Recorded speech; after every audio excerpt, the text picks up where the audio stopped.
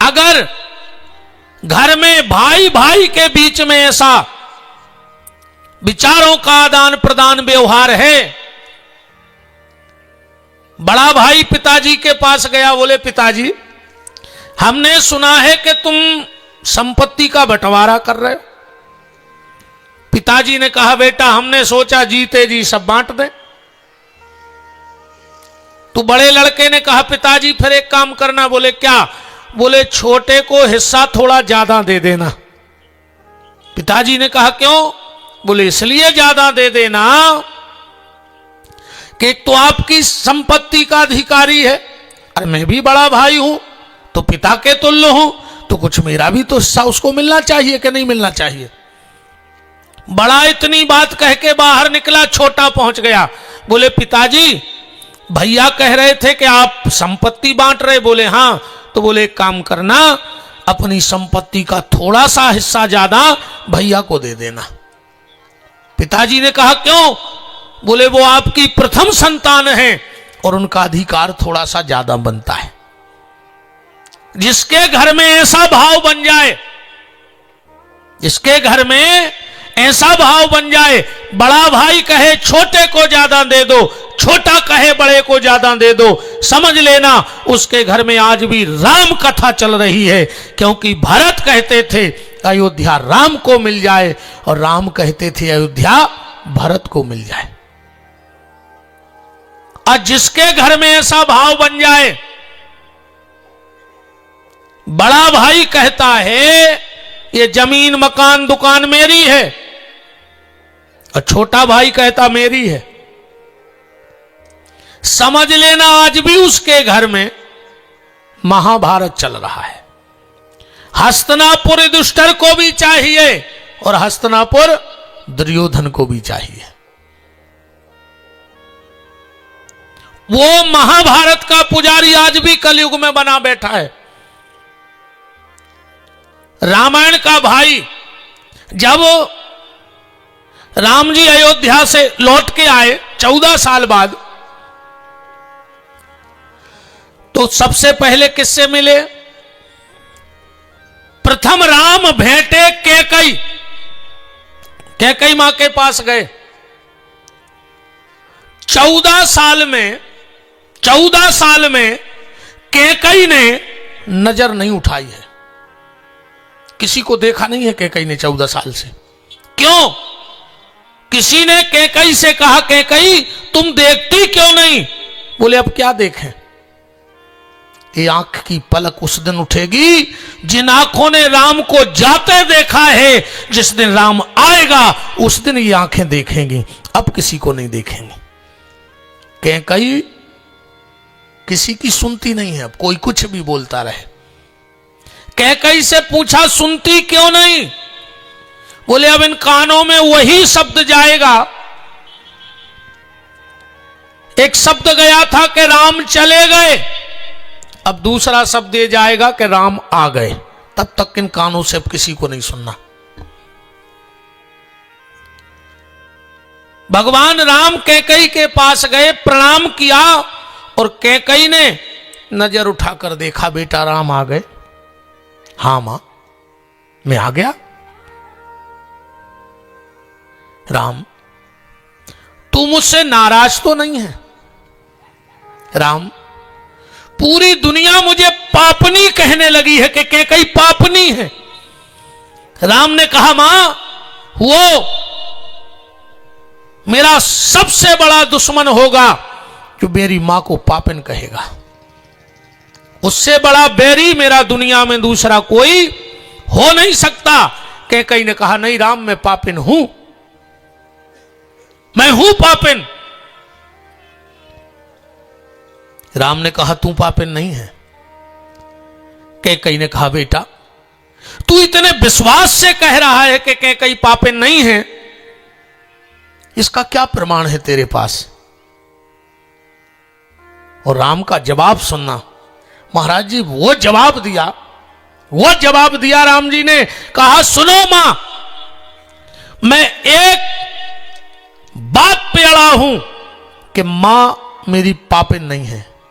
बोले राम कौन सी बात है? मैं पापिन हूं। राम ने कहा, मां अगर तू पापिन है तो तेरी कोख में भरत जैसा संत कहां से आ गया? जिसने भरत जैसे संत को जन्म दिया हो वो मां पापिन नहीं हो सकती। वो दुनिया की सबसे बड़ी पुण्यात्मा मां है। नारी जने तो भक्त जन के दाता के सूर, अब वरना नारी बांझ रहे मति गमावे नूर। भरत जैसे संत को जन्म देना किसी साधारण के मां के बस की बात थी? राम, तू मुझसे नाराज नहीं है? नहीं मां। तो कैकेयी ने हाथ जोड़ के कहा, राघव अगर तू मुझसे नाराज नहीं है तो क्या मैं तुझसे एक वरदान मांग सकती हूं? पूरी अयोध्या को सन्न कर दिया कैकेयी के एक शब्द ने। सब घबरा गए। ऐसा ना हो कि कैकेयी फिर कह दे कि 14 साल को चले जाओ, और राम चले भी जाएंगे, ये सब जानते हैं अयोध्या वाले। तो जैसे ही कैकेयी ने कहा कि राम क्या मैं तुझसे एक वरदान मांग सकती हूं, भरत ने कहा, राजमाता कैकेयी। राम ने कहा, भरत हाथ नीचे कर। मैं 14 साल के लिए अयोध्या छोड़ के क्या गया? तूने मेरे कुल की मान मर्यादा सब मिटा डाली। भरत जी चरणों में गिर पड़े, बोले, गुरुदेव मैंने ऐसी क्या गलती कर दी? क्या गलती कर दी मैंने ऐसी? भैया राम कह रहे कि मैंने मान मर्यादा मिटा दी।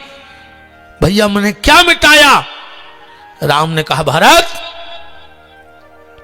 रघुवंश का नियम है कि जब दो बड़े बात कर रहे हो तो छोटों को बीच में बोलने की इजाजत नहीं है। जब मैं और मेरी मां बात कर रहे थे तो तू बीच में क्यों बोला? राम ने कहा, मां मांगो, क्या चाहती हो मुझसे? कैकेयी ने राम के पास जाके आराम से कहा, राम बेटा अगर तू मुझसे नाराज नहीं है तो इस भरत से मुझे एक बार मां कहलवा दे बस। 14 साल हो गए, कान तरस गए हैं। इस भरत ने कभी मुझसे मां नहीं कहा। ये जब भी कहता है तो कहता है, आओ राजमाता कैकेयी। राम ऐसा लगता है जैसे किसी ने गरम सरिया हृदय में डाल दिया हो। एक बार ये भरत मुझसे मां कह दे। राम जी भरत के पास गए, बोले, भरत मैंने कभी किसी से कुछ नहीं मांगा, क्या मैं तुझसे कुछ मांग सकता हूं? भरत ने कहा, भैया ये रोम रोम भरत आपका है, बोलो क्या चाहिए? राम ने कहा, भरत फिर भी सोच लेना, मैं जो मांगूंगा मिलेगा। भरत ने कहा, तो सुनो प्रभु, आप जो कहोगे मैं दूंगा, पर मैं इस राजमाता कैकेयी को मां नहीं कहूंगा। कैकेयी ने कहा, बस राम, इसने मुझसे मां नहीं कहा, कोई बात नहीं, पर इसके मुंह से मां शब्द तो निकल गया।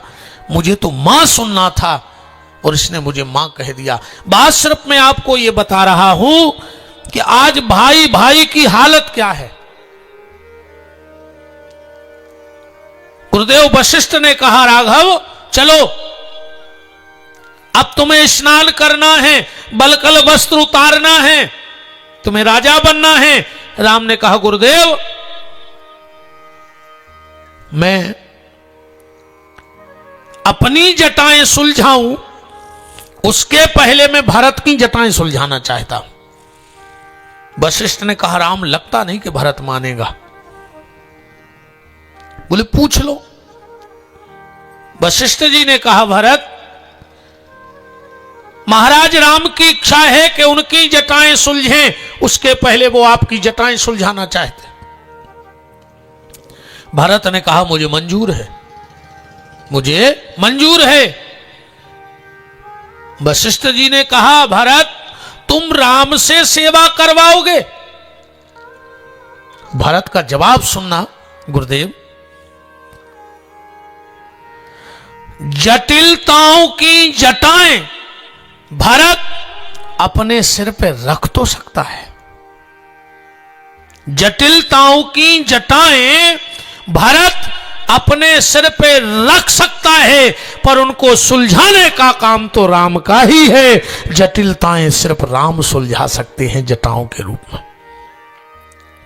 और भरत ने कहा, मैं आने वाले दुनिया के भाइयों को बताना चाहता हूं, जटाएं बालों को केस भी कहते हैं, केस भी कहा जाता है। बोले, मैं ये मैसेज देना चाहता हूं, ये संदेश देना चाहता हूं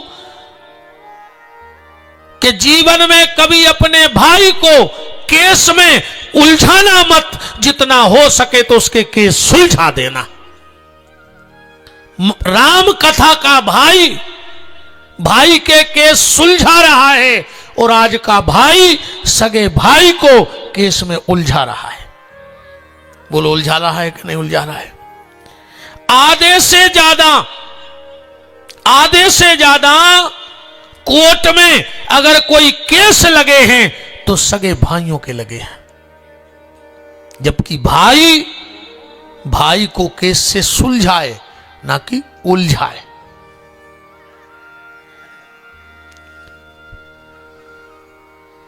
तो राम कथा कहती है, बड़े को ज्यादा मिले, छोटा कहता है, छोटा कहता बड़े को ज्यादा मिले। महाभारत कहती है कि मेरा मेरा मेरा, दोनों पक्ष से मेरा। तो जिसके घर में भाई भाई में प्रेम हो वो राम कथा का पुजारी है, जिसके घर में भाई भाई में विवाद हो वो महाभारत का पुजारी है। और जिसके घर में ये भाव आ जाए कि ना कुछ तेरा ना कुछ मेरा, जो कुछ है सो परमात्मा का है, समझ लेना आज भी वो भागवत का पुजारी है।